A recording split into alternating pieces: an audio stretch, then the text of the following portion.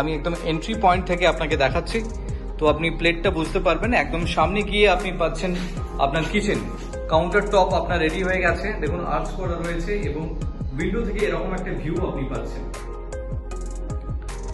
আপনার লেফটে থাকছে একটা বেডরুম, রাইটে থাকছে আর একটা বেডরুম, এবং এই যে লেফট যেটা দেখালাম তার পাশে দেখুন আপনার কমন টয়লেটটা রয়েছে।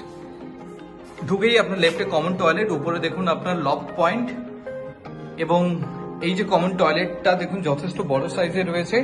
এরকম একটা পজিশনে রয়েছে আপনার ওয়াশ বেসিন পয়েন্ট, এবং এই জায়গা থেকে বেসিক্যালি আমি যদি ধরি এটা বেডরুম নাম্বার 1, এটা হচ্ছে আপনার মাস্টার বেডরুম।